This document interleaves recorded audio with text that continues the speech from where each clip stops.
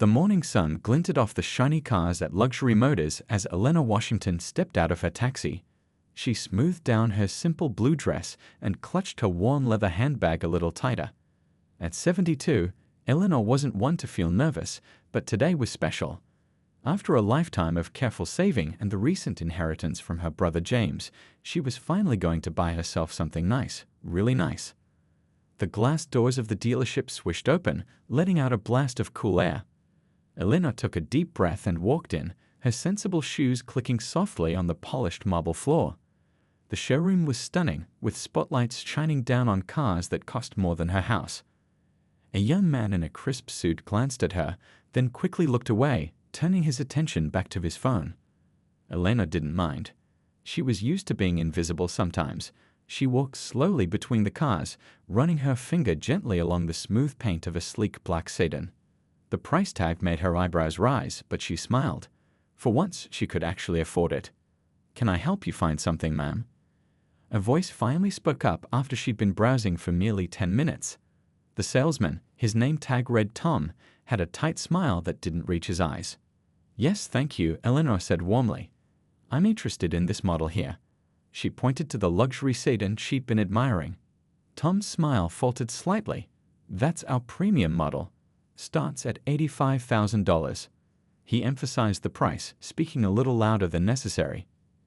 "I understand. I'd like to test drive it, please." Eleanor opened her handbag, looking for her driver's license. Tom shifted uncomfortably. "Do you have an appointment? We usually schedule test drives for our high-end vehicles in advance." Before Eleanor could answer, a taller man with silver-streaked hair walked over. His name tag identified him as Brad Thompson, sales manager. "Is there a problem here, Tom?" Brad asked, not looking at Eleanor. "This lady wants to test drive the S-Class," Tom replied with a slight tilt of his head. Brad turned to Eleanor now, taking in her simple dress, her old handbag, the small scuff marks on her shoes. His face softened into what he probably thought was kindness, but came across as pity. "Ma'am, perhaps I can direct you to something more suitable. We have some nice pre-owned vehicles that might be more comfortable for your budget." He gestured toward a door that led to the used car section. Eleanor felt a familiar sting, one she'd experienced many times over her long life. Her back straightened, making her seem taller despite her small frame. "I'm interested in this car, Mr. Thompson. I'd like to test drive it today." Brad exchanged a quick glance with Tom. A young couple nearby had stopped talking to listen. Elena noticed a woman in an expensive suit frowning slightly at Brad. "You see, ma'am," Brad continued, lowering his voice, "these vehicles represent a significant investment. We need to make sure we're not wasting anyone's time. Perhaps you'd be more comfortable somewhere else. The dealership down the street has excellent options that are probably more in your price range." The showroom had grown quiet. Elena felt her cheeks warm, but she kept her dignity intact. She'd faced worse in her lifetime, much worse. "I see," she said simply, closing her handbag. "Thank you for your time." She turned and walked toward the door, her head held high. Behind her, she heard Brad already greeting the well-dressed couple, his voice suddenly warm and enthusiastic. Outside in the bright sunlight, Eleanor took a deep breath. She pulled out her phone and made a call. "Hello, Thomas. This is Eleanor Washington. I think I'd like to take you up on that business consultation after all. I've just had a rather interesting experience that's given me an idea." As she walked away from Luxury Motors, Eleanor wasn't angry. She was thoughtful. And anyone who knew Eleanor Washington well enough would recognize that thoughtful look. It meant wheels were turning, plans were forming. And things were about to change. That evening, Eleanor sat in her small but tidy living room, looking through an old photo album. The soft yellow light from her reading lamp fell on a black and white photo of two children standing in front of a tiny wooden house. The girl, about 10 years old, had her arm around a younger boy who was missing his front teeth. "Oh, James," Eleanor whispered, touching the photo. "You wouldn't believe what happened today." Her brother had passed away just 3 months ago, leaving Eleanor with not only an ache in her heart, but also a surprising inheritance. James had always been the quiet one, never talking much about his work and investments. Elena had known he was doing well, but she hadn't realized just how well until the lawyer had called her. She turned the page to a photo of herself at 18, standing proudly in front of her college dormitory. She was the first Washington to ever attend college. Her father had worked double shifts at the factory for years to help make it happen, and her mother had cleaned houses on the side. "You're going to learn, and they can't take that away from you," her father used to say. And learn she did. Elena smiled, remembering how she'd study under the streetlight outside their house when the electricity got cut off. How she'd wake up at 4 a.m. to review her notes before heading to her waitressing job, then rush to classes, then back to work again. The next photo showed her in her graduation cap and gown, her parents beaming beside her. That education degree had been her ticket, opening doors that had always been closed to people who looked like her. Elena got up slowly, her knees creaking a bit, and walked to her small home office. On the wall hung her diplomas, the bachelor's degree, then the master's she'd earned taking night classes while teaching full-time, and finally the PhD that had helped her become Principal Washington. For 38 years, she'd worked in schools, most of them in neighborhoods where kids were told they couldn't dream big. "Yes, you can," she'd tell them firmly, "and I'll show you how." She sat at her desk and pulled out the folder her financial advisor had given her last week. Numbers that still didn't seem real stared back at her. James had left her more money than she could spend in what remained of her lifetime. "What am I supposed to do with all this?" she had asked the advisor, genuinely puzzled. "Whatever you want, Dr. Washington," he'd replied. "It's yours now."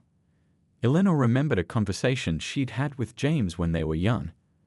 They'd been walking home from school, taking the long way to avoid some neighborhood boys who liked to cause trouble. "Why do they treat us different?" little James had asked. "Because they're afraid," Eleanor had answered, repeating what her mother had told her. "Afraid of what?" "Afraid we might be just as good as them, or better." James had thought about that for a minute. "Then we gotta be better," he'd said with the simple logic of a child. "Way better. And then maybe they'll stop." They'd made a promise that day, a pact between siblings. They would work harder, be smarter, save every penny, and one day they'd have enough to make sure nobody could make them take the long way home again. Elena smiled at the memory. She picked up her phone and dialed a number. "Hello, Thomas. It's Eleanor Washington again. I've been thinking about our conversation earlier. Tell me more about that car dealership." "Yes, Luxury Motors." She listened for a moment. "No, I'm not looking to file a complaint. I want to know everything about their business. Who owns it, how it's doing financially, everything." She listened again, nodding.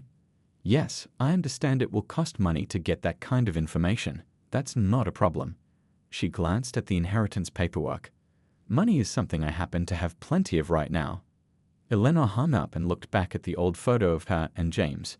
"You were right, little brother," she said softly. "Being better wasn't enough. But maybe being the boss will do the trick." Outside, the streetlights came on one by one as dusk settled over the neighborhood. Elena Washington sat at her desk and began to make notes, the first outlines of a plan taking shape in her mind. A week later, Elena sat across from Thomas Chen at a quiet corner table in her favorite coffee shop.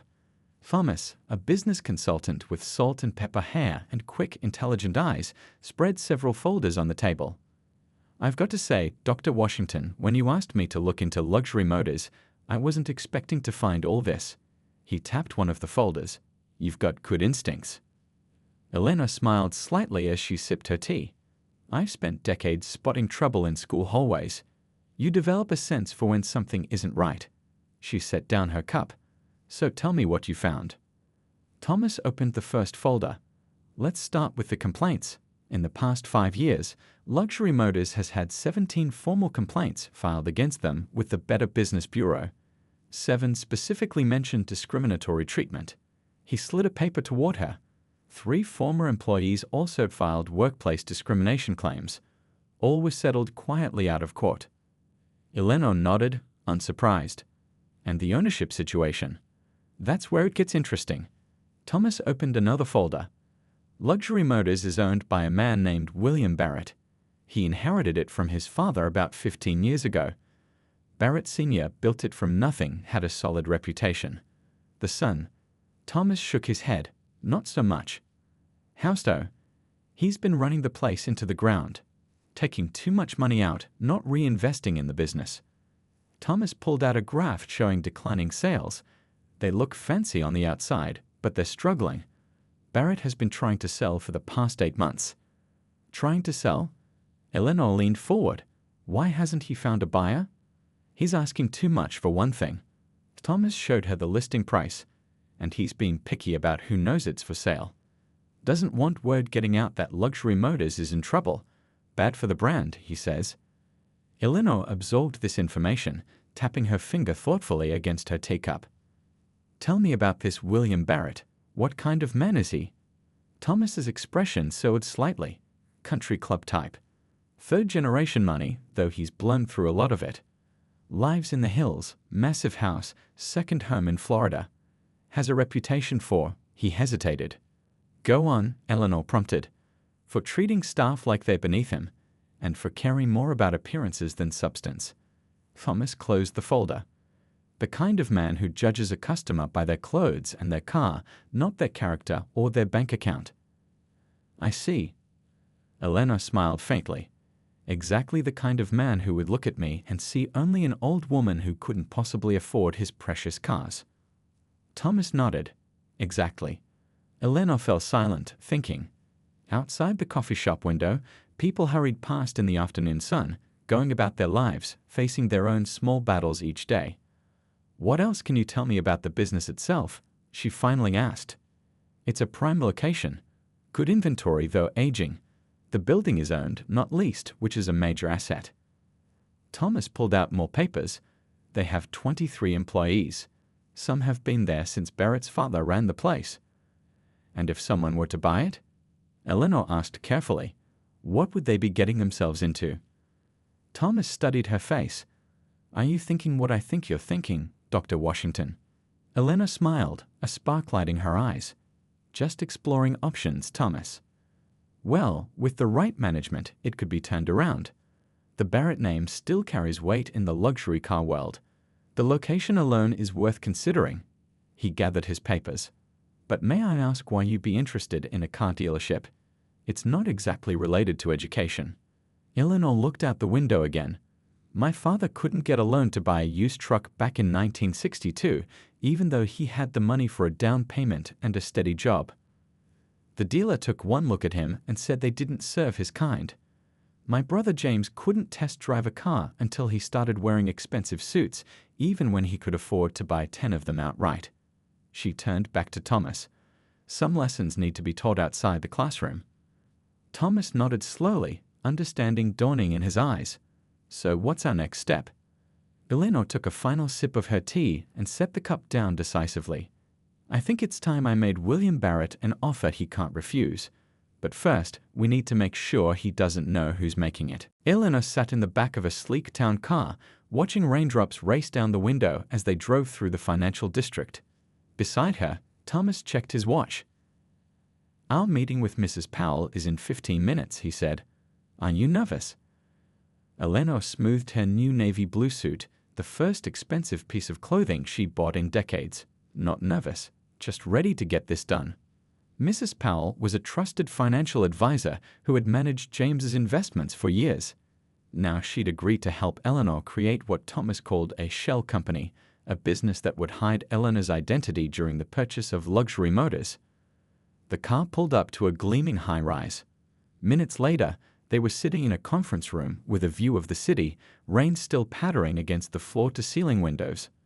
Mrs. Powell, a sharp-eyed woman in her 50s, laid out documents on the table. Washington Capital Investments, she said, pointing to the name on the papers. Your new company with me as the visible manager. William Barrett will never know you're behind it. Eleanor nodded, and the offer. I've prepared everything based on Thomas's research. Mrs. Powell pulled out a thick folder. We're offering 15% less than his asking price, which is still generous given the dealership's financial situation. Will he take it? Eleanor asked. Thomas chuckled. From what I've learned, he needs to sell almost as badly as he needs people to think he doesn't need to sell. His other businesses aren't doing well either. There's one more thing, Mrs. Powell added, sliding another document forward. The employee retention clause. This requires all current staff to remain employed for at least 3 months after the sale.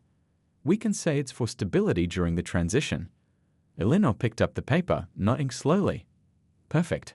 I want everyone there when I finally walk in as the owner, especially Mr. Thompson. 2 days later, William Barrett received the offer. 1 week after that, Eleanor watched from across the street as Barrett himself walked into the bank where the final papers would be signed. He never glanced her way, never imagined that the elderly black woman sitting on the bench had just purchased his family's legacy. Mrs. Powell emerged from the bank an hour later, contract in hand. Congratulations, she said, sitting next to Eleanor. You're now the owner of Luxury Motors. Eleanor felt a strange mix of satisfaction and responsibility settle on her shoulders. Thank you. Now the real work begins. For the next month, Eleanor transformed her living room into a study center. Books on the auto industry covered her coffee table. Her computer screen filled with videos about dealership management. She reached out to her former student, Anthony, who now owned 3 successful car dealerships in another state. The key is good people, Anthony told her during a long phone call. Car people can teach you the car business, but you can't teach people to care about other people. Eleanor took notes, remembering how she'd turned around struggling schools using that same principle. Every night, she drove past Luxury Motors, watching the lights go out, seeing the same salespeople leave. They had no idea that in a few weeks, everything would change. She hired 2 new managers, both experienced women from other dealerships who had been passed over for promotion too many times. They would help her run the place properly once she revealed herself. Eleanor also prepared a new training program focused on respectful customer service. She remembered how it felt to be judged and dismissed. No one would feel that way at her dealership. At home, she practiced what she would say when she finally walked in as the owner. Sometimes she imagined a dramatic speech that would make Brad Thompson squirm. But her brother's voice seemed to whisper in her ear, "Show them who you are by how you lead, not by how you gloat." One evening, Thomas stopped by with the final transition schedule. "The all-staff meeting is set for Monday at 9 a.m., he said. "Mrs. Powell will introduce you as the true owner of Washington Capital Investments. Are you ready?" Eleanor looked at the photo of her and James on the mantel. "I've been ready my whole life," she said quietly. "Monday can't come soon enough." That night, she laid out her clothes for the meeting, another new suit, but nothing flashy. She wasn't going there to show off. She was going there to show them what real leadership looked like. Monday morning arrived with golden sunshine streaming through the windows of Luxury Motors. Inside, employees gathered in the main showroom, their faces a mix of curiosity and concern. Rumors about new ownership had been swirling for weeks, but details were scarce. Brad Thompson stood near the back, arms crossed, whispering to Tom, "I heard it's some investment company, probably going to cut half the staff." Tom nodded nervously. "My cousin works at City Motors. When they got bought out, everyone over 50 got early retirement packages." The room quieted as Mrs. Powell walked in, elegant in a gray suit, followed by Thomas Chen and a petite older woman that several employees thought looked vaguely familiar. "Good morning, everyone," Mrs. Powell began. "As you know, Luxury Motors has recently been acquired by Washington Capital Investments. I'm here today to introduce you to the true owner and decision-maker behind that company." Brad straightened his tie, preparing to make a good impression on whoever this big shot was, probably some rich guy from out of town. Mrs. Powell stepped aside. "I'd like you all to meet Dr. Eleanor Washington, your new owner and CEO." Eleanor stepped forward, her eyes taking in the surprised faces. She spotted Brad in the back, his mouth slightly open in shock. She allowed herself a small, dignified smile. "Thank you, Mrs. Powell." Eleanor's voice was clear and steady. "I'm pleased to meet all of you formally today, though some of us have already met." Her eyes met Brad's directly, and he suddenly went pale as recognition dawned. He remembered now, the older woman in the simple dress who'd wanted to test drive the luxury sedan. The one he dismissed without a second thought. "For those who don't remember me," Eleanor continued, "I'd visited this dealership about 2 months ago as a customer. I was interested in purchasing a high-end vehicle, but was informed that perhaps I should look elsewhere for something more suitable for my budget." An uncomfortable ripple went through the room. A few employees shifted awkwardly, while others looked confused. Tom suddenly found his shoes very interesting. "Now, I could have filed a complaint," Eleanor said, walking slowly between the gleaming cars. I could have written a scathing review online. I could have told all my friends and former colleagues to take their business elsewhere. She paused. Instead, I decided to buy the company. A young receptionist in the front row couldn't suppress a small gasp, then quickly covered her mouth. Elena smiled at her gently. I'm not telling you this to embarrass anyone, she continued. I'm telling you because this moment represents something important about business, about life, and about how we treat each other. Brad had now turned an alarming shade of red. He looked like he was contemplating a quick exit through the back door. Mr. Thompson, Eleanor called, noticing his discomfort. Would you join me up here, please? The room went silent as Brad slowly made his way forward, looking like a man walking to his own execution. When he reached Eleanor, he cleared his throat. Ma'am, I want to apologize for. Eleanor held up her hand. This isn't about apologies right now, Mr. Thompson. This is about learning. She turned to address the whole room again. How many sales do you think this dealership has lost over the years because someone made a quick judgment about a customer?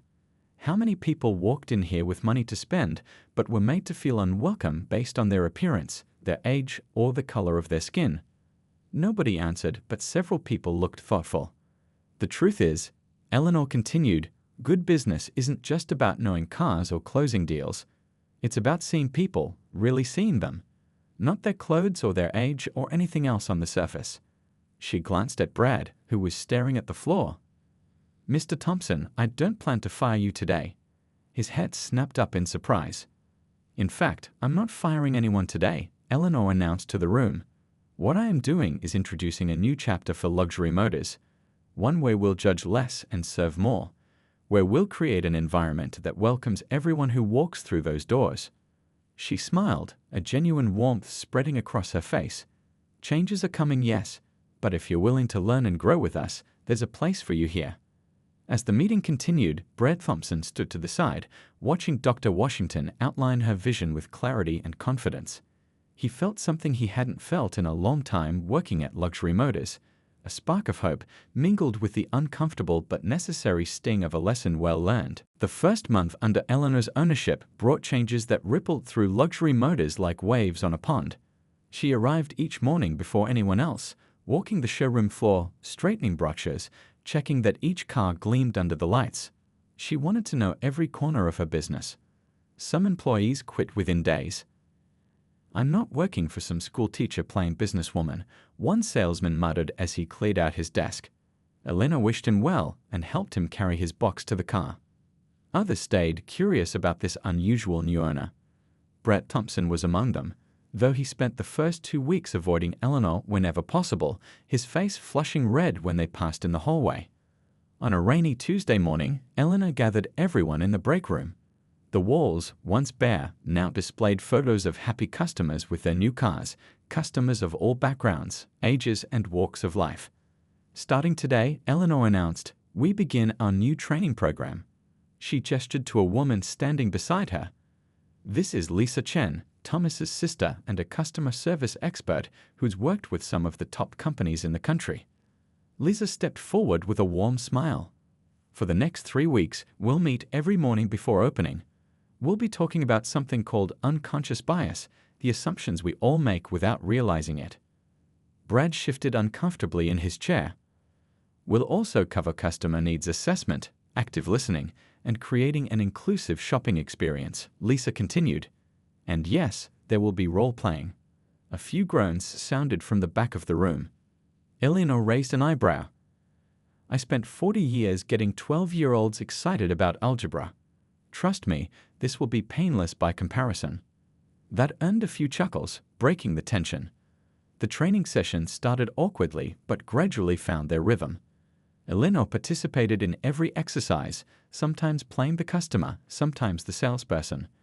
During a role play about first impressions, she paired with Brad. I'm sorry, he blurted before they even began the exercise. About how I treated you that day. I was wrong. Eleanor studied him for a moment. Why did you do it? Brad looked surprised at the question. He paused, thinking. Honestly, you didn't look like our usual customers. I made a snap judgment based on your clothes, your age. Eleanor nodded. And my skin color? Brad had the decency to flush. Probably that too. I didn't think about it consciously, but yes. Thank you for your honesty, Eleanor said. That's where change begins. Meanwhile, Eleanor was making other changes. She brought in Darlin Jackson, a brilliant finance manager from another city who'd been repeatedly passed over for promotion. She hired Michael Ortiz, a marketing specialist with fresh ideas about reaching new customer groups. The old guard watched with a mix of resistance and grudging respect as these newcomers began reshaping the dealership. One afternoon, Eleanor overheard Brad explaining the new financing options to an elderly couple. He was patient, clear, and never once talked down to them. When they decided to purchase, Brad caught Eleanor watching and gave a small, almost embarrassed smile. Not everyone can change, Thomas told Eleanor over lunch one day after another salesperson had quit rather than adapt. Some people are too set in their ways. Eleanor nodded, watching through the window as Brad helped a young woman in worn jeans explore features on a luxury SUV. The woman had mentioned she'd just received a big promotion and was treating herself. 2 months ago, she might have been escorted to the used car section. Some can't change, Eleanor agreed, but some will surprise you. The biggest change came when Eleanor introduced the Community Outreach Program, automotive scholarships for students from low-income neighborhoods, free basic car maintenance workshops, and driver's education assistance for families who couldn't afford it. Why are we doing this? One employee asked during the announcement. What's the business reason? Eleanor smiled. Because a business should lift up the community it serves, not just profit from it. My brother and I learned that from our parents a long time ago. As word spread about the changes at Luxury Motors, customers began returning, old ones who'd felt unwelcome before, and new ones drawn by the dealership's growing reputation for respect and fair dealing. 6 weeks into Eleanor's ownership, Brad knocked tentatively on her office door, holding a folder and wearing an expression of nervous determination. Dr. Washington, I have an idea I'd like to share with you. Something that might help us connect better with first-time luxury car buyers. Eleanor smiled and gestured to the chair across from her desk. I'm listening, Mr. Thompson. Tell me more. 1 year later, Eleanor sat in her office at Luxury Motors, reviewing the quarterly numbers with a quiet smile.